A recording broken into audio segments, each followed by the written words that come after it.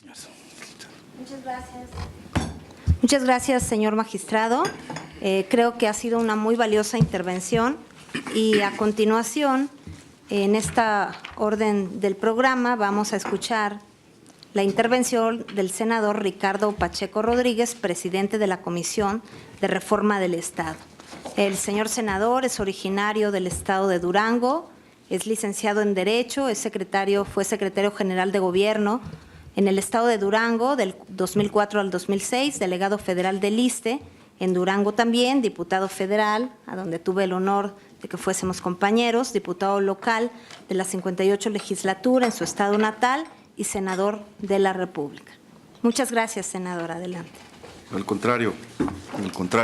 senadora. Muy buenas tardes a todos ustedes, compañeros, colegas senadores, señores magistrados, señor consejero, bienvenidos al Senado de la República. Hace unos días, en mi tierra, me hicieron favor de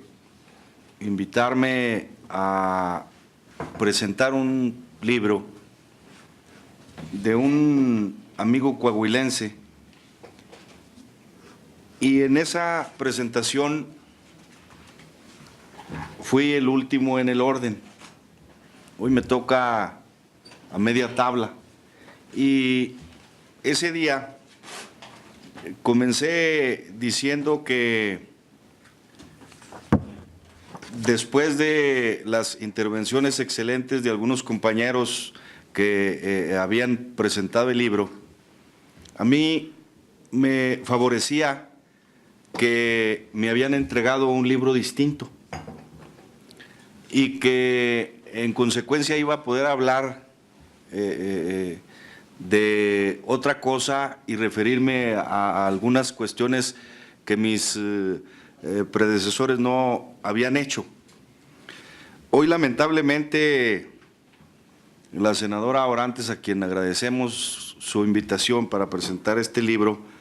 me entregó cuando menos una parte de la que le entregó al magistrado Corzo, y entonces pues voy a tener que repetir, espero que muy pocas de las cosas que él ha dicho. Seguida diré que hace unos días tuve el privilegio de conocer al magistrado José de Jesús Covarrubias Dueñas, y la impresión que me causó, junto con algunos colegas de él, magistrados, pero en especial la impresión que me causó es que era un hombre estudiado, como hay que reconocer son la mayor parte de quienes tienen una función en el Tribunal Federal del Poder Judicial de la Federación y en el Poder Judicial en general, que era un hombre sencillo, abierto y que tenía ideas particulares, ideas novedosas. Y esa impresión ha ido creciendo a la lectura del texto, el paradigma de la Constitución. Digo lo anterior porque desde la pasta el texto tiene vocablos interesantes. De su título, mi mente hubo de remontarse a mis estudios en la Facultad de Leyes de Durango, en donde tuve el privilegio de leer en unas copias un libro que seguramente algunos de ustedes han tenido presente, El Búho de Minerva, que justo su eje es cómo la historia del mundo, la historia de las sociedades o de los ciclos de la humanidad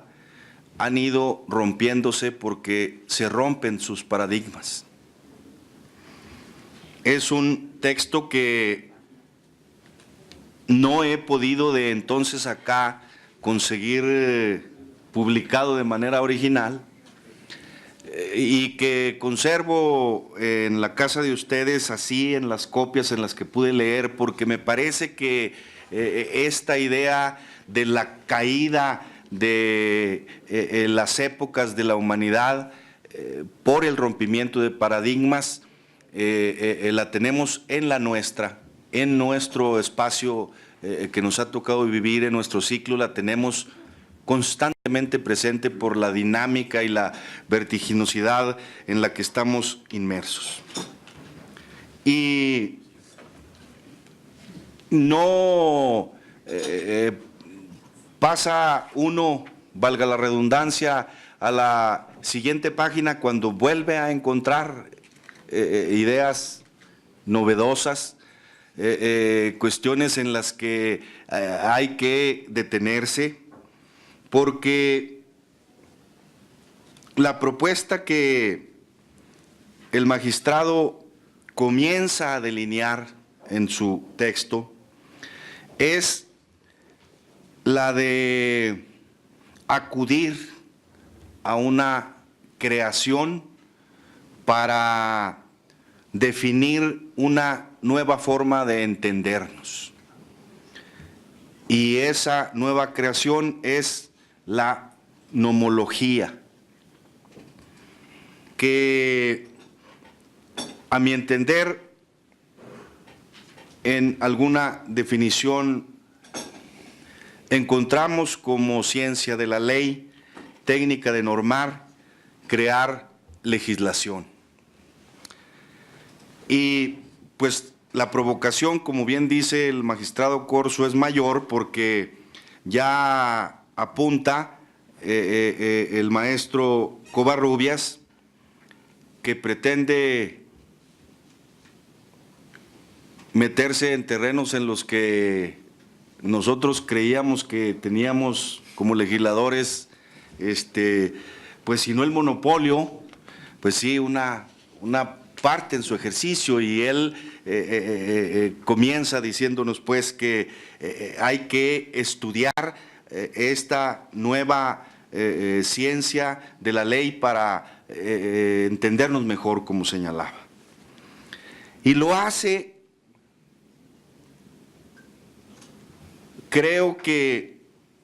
en su ruta, y vuelve en los siguientes renglones a atreverse grandemente. Lo que para alguien formado en instituciones de derecho, pues no es fácil entender. Los juristas a lo mejor y quienes hemos estudiado derecho tendemos a la conservación, no al riesgo. Y él, insisto, renglones adelante, toma un riesgo altísimo, porque se propone desde su obra resolver un asunto que tiene lo que tiene la historia del derecho, y es la disyuntiva entre el positivismo jurídico y el naturalismo jurídico. Yo debo decir que esa sola expresión en el texto debe merecer no solo nuestro reconocimiento a su aventura,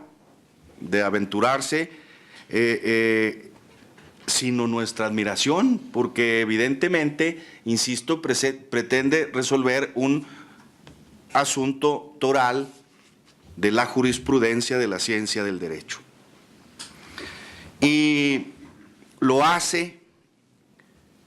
definiendo luego una relación que él a través del libro repetidamente hace como para fijar una posición frente a esa resolución y dice: la Constitución tiene que tener como fin, como teleología, el bien del ser humano o pierde su naturaleza. Y yo digo que efectivamente empieza a resolver el magistrado Covarrubias este asunto del positivismo y del naturalismo jurídico, porque lo va resolviendo, lo digo con todo respeto, desde ese momento a lo mejor dándonos luz de cuál es su posición en esa controversia, aunque no haya pretendido hacerlo. Y para decirnos qué tanto esa Constitución tiene que ver con el bienestar del ser humano, o ha tenido que ver con el bienestar del ser humano, nos dice en dónde nace el constitucionalismo y con qué características. Los ingleses, sin tenerla en un texto escrito, los americanos teniéndola en un texto escrito que se convierte en un paradigma, y evidentemente en la Declaración de los Derechos del Hombre en 1789, que señalan, entre otras muchas cosas importantísimas para la humanidad, que todo Estado que desee tener esa jerarquía requiere de una Constitución que contenga derechos fundamentales y organización del poder en ese límite de jurisdicción. Y entonces ahí volvemos a tener una idea de nuestro pensamiento jurídico, porque hay en esas páginas una idea de esta división histórica entre constituciones rígidas y flexibles, y cómo la propia declaración a lo mejor se alinea a las constituciones rígidas al decir que deben contener. Y acuerda uno, cómo no, de Fernando Lasalle, cuando define a las constituciones como la referencia obligada a los factores reales del poder en cada espacio en el que se publican. Y después de esta historia constitucional, el maestro Covarrubias va a otro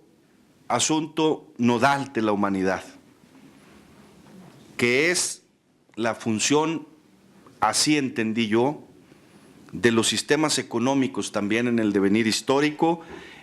y da otra idea fundamental de su texto. El sistema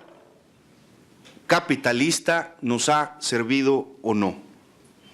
Y dice que si el sistema capitalista o el mundo globalizado tiene como súbditos a los ciudadanos y al Estado, también pierde su naturaleza. Sigue apuntando